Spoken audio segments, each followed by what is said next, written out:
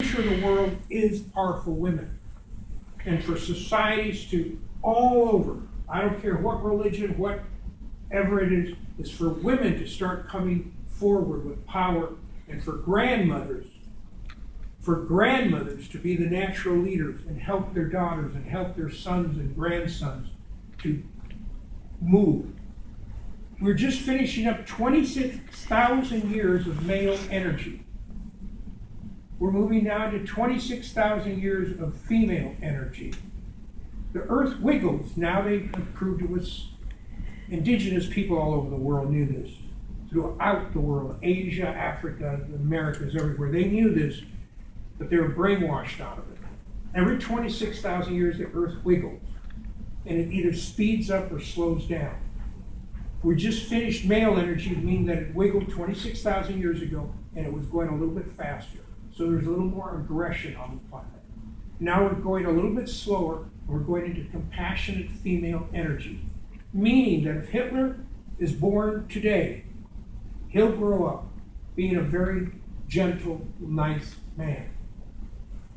We're connected to the moon moves the tides of the ocean. The Earth's surface is 70% water. We are 70% water. It's moving our fluids too. Have any of you read the book, The Secret Message of Water, by Emoto, the Japanese guy? Do any of you know the book? Get it. His book is as big a breakthrough as Darwin and Freud put together. It's a little tiny book. Water is alive and has a consciousness, and he's proved it. We are moving into a whole new world. And Rain of Gold is a trilogy. It's not one book. The full trilogy is Rain of Gold, 13 Senses and Wild Steps of Heaven. The next trilogy is Border Genius, Crazy Local Love, and Beyond Rain of Gold. To start understanding what my writing's about, I have a new book that I'm giving away free. You can all download it. It's called Dolphin Miracle. You can download it. It's an ebook. It's free. Download it from Kindle. Amazon.com on the Kindle. And you download it. It's only 6 pages long. And it's a miracle that happened to me when I was 8 years old. A horse called in the dolphins. My brother had just passed over, had just died. And his horse took me into the water, and I was terrified. I didn't know how to swim. And he called in the dolphins. I thought they were sharks at first. I was terrified. And you'll see the miracle that happened. What was it called? And then Dolphin Miracle. And then I have a book that will be out in about a month that's called Revenge of a Catholic Schoolboy.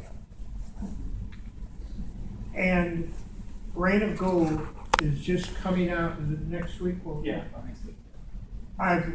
Rain of Gold was originally sold to Putnam for a lot of money. And then they wanted to call it fiction and started taking things out. I had to buy it back. My mother mortgaged her home, and I went with Arte Publico. I could have become rich. They were going to make me rich. I was their lead book. And I dumped all the possibilities of millions and went with Arte Publico. It had no sales force, had no money. And we tried to put back everything that Putnam had taken out, but we didn't succeed entirely. So now the book is coming out with a new cover.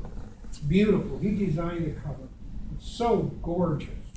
This guy is a 9-year-old genius. He just has the energy and the stuff of, it's incredible. You raised your hand a moment ago. What was the question? Oh, I'm sorry. I had some question about. Go ahead. Okay. Well. Loud. All right. I'm just curious about what you would say to a woman who chooses to defy all those conventions you're talking about. What would I say to a woman? What? Who defies conventions and has no interest in gentleness or femininity or motherhood or marriage or something like that. that you have no interest in this and this and femininity and this and this and that. Well, I'd say good. Alright. Okay. Sorry, And I was confused. one of my main characters in my more advanced books, in other words, not that they're more advanced, my later books, is a character called, she was my great aunt. And her name was Mother of No Specific Child. That was her title. And she lived to be 165 years old. See, the aging process all over the world, civilizations have enslaved us. You don't just enslave people by bringing them from Africa here. You take away their language, their culture. You take everything away from them. Then you have them enslaved for 500 years. For years. Same thing with the American Indians here. There used to be 100 million inhabitants in the Americas, and 80 million of them were slaughtered and poisoned. Nobody knows about it. Everybody talks about the 6 million Jews. They don't know that the biggest slaughter that's ever happened was in the Americas. You go to Costa Rica, and there's no Indians left. And they say, oh, there weren't any Indians here. Shove it up here. The Argentina's wiped out everything. Chile wiped out everything. There are only a couple of nations that still have Indians. That's Mexico, Guatemala, Ecuador, parts of Peru. And the American Indians had a place called the Red City, some pyramids. Some people think it's the pyramids outside of Mexico City. Others now are beginning to think it's the ones they just found at the border of Guatemala. It was a Red City. All the curanderos, conoces la palabra curanderos, the healers, came from South America and from North America. They assembled there for 10 years, and they exchanged information on healing, on the universe, on everything. And then parrots would be witnessing. And then they'd go with parrots north and south, because a parrot can hold more information than the Britannica Encyclopedia. And they would spread their knowledge. That's why today they're shocked in modern times to find parrot feathers in carcasses in northern Canada, but they don't know that they were taken as their, with these journeys of the sacred healers. All over the world, all over Africa and Asia, there were highly civilized people that were called savages and ignorant by Western civilization. And it's not that Western civilization, that European people are bad. It's that language that they speak keeps them in arrogance and ignorance, and they don't know any better. Just like the guys that crucified Jesus. And the words that make European mentality and languaging so dangerous are the, or, and but. They're the most dangerous words in the world. And every empire-based society has its own language, its own tricks to keep you in the dark ages of ignorance and give you arrogance so you can look down your nose on everybody else. Who here knows that the is only European-based? The Russian language doesn't have it, no Asian language has it, no indigenous language has it. All the rest of the world has that tree and this tree. Only Europe has the tree. Who here knows that the only exists in European languages? You knew that? How did you know that? I minored in Japanese. Pardon? I minored in Japanese. You know Japanese? Okay. But did you know that European was the only one? Well, we knew that. No. I asked you, did you know they were the only ones? No, you didn't. Okay. But you had a good start. Okay. All right. Now, the was invented by the Jews and their cousins. That's how they ended up with the being the chosen people. It was popularized by the Greeks. And I'm not bad-mouthing the Jews. I've had 2 successful marriages and 2 successful divorces, and both women have been Jewish. My sons are Jewish, and I'm Jewish through digestion. Now,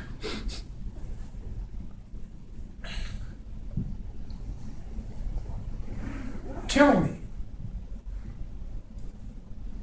When you say the tree in front of my house, you could just say tree in front of my house. In Europe, they say the tree in front of my house. That's pretty innocent. But now Europe doesn't stop there. It takes the and puts it in front of truth. Oh, just right. I've already moved you into genius. You already said you're a genius? Okay. Just one more time, say, I am. I am. Come on, I am. I am. A genius. A genius. Okay, now you're geniuses. What happens to truth when you put the in front of it? Come on, quick. Gets shaken. Pardon? There's only one. Becomes the only one. What else does it do? I said it becomes a specific thing, the one. The one. It becomes absolute. It becomes the only truth, meaning nobody else in the world has truth. So Europe took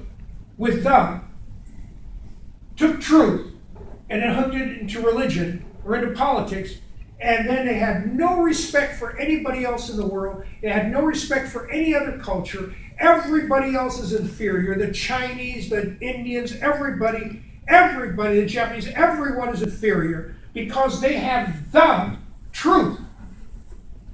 They have the way. Now, what happens to the Bible when you take the away from it, put A in front of it? What happens to the Bible? A Bible. Becomes what? What? One of many.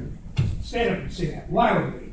Becomes one of many. Loudly. One of many. It becomes one of many. So it's not that the Jewish Bible is a bad book, but it's not the only Bible. Every culture has its own Bible, its own connection to God. There are 10,000 Bibles in Africa alone. There are more than that, or whatever, through Americas. There are hundreds of thousands of Bibles everywhere. Does your wristwatch hurt? Okay. And there are hundreds of thousands of Bibles everywhere, and we've been kept in a prison because of the word the, where there can be no other Bible. The causes the fight between religion, because then they each think they want to protect their turf. How does or back up the? Come on, you're all geniuses. How does or back up the? What? Gives you options. Stand up. It does what? That's the only other option you're given. Yeah, it forces you into polarity of mind. You're either for me or against me. No, you can't leave. Hold on, stand a minute. You're too late for class. Well, be late a minute. Come on. Okay, now watch. And how does but, that's the sneakiest of all, how does but back up the and or? But with one T. Come on. It pretty much What? it locks you in. No. I hear you, brother.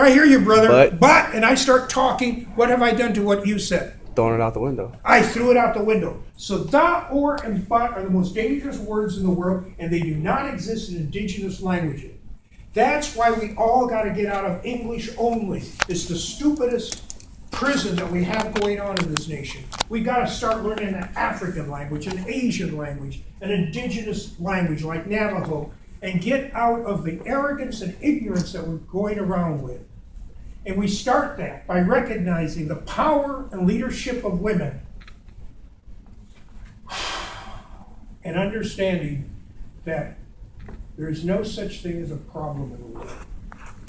A man explained this to me in Portland. He spoke 5 different languages, and he was shocked that I talked about the or but. He said the Americans don't get it. He said, I just settled a dispute between the Turks and the Greeks where they were killing each other for sewage and water on an island for almost 3,000 years. I settled it in 6 months by teaching them how to think and talk without those 3 words. He said, we don't have language problems. He said, we don't have political problems or religious problems or even economical problems. What we have is language problems that don't allow us to negotiate with each other. And he said there's no such thing as a problem. What a problem is an agreement between opposing sides. They created the problem, whether it's abortion, a border, or anything. There's no problem for the border. There's no problems on the world. And the way you get out of problems is to start geniusing, to start going inside yourself sleeping on it, and wake up and realizing that every one of you here is wonderful and fantastic. So one more time, I want everyone to say, I am. I am. Come on, loudly. I am. I am. Wonderful. Wonderful. I am. I am. A genius. A genius. I am fantastic. I am fantastic. You say that 500 times in the next month, 2 months. Look in the mirror. You'll start using your whole brain instead of 10%. Thank you. Thank you, Victor. Thank you.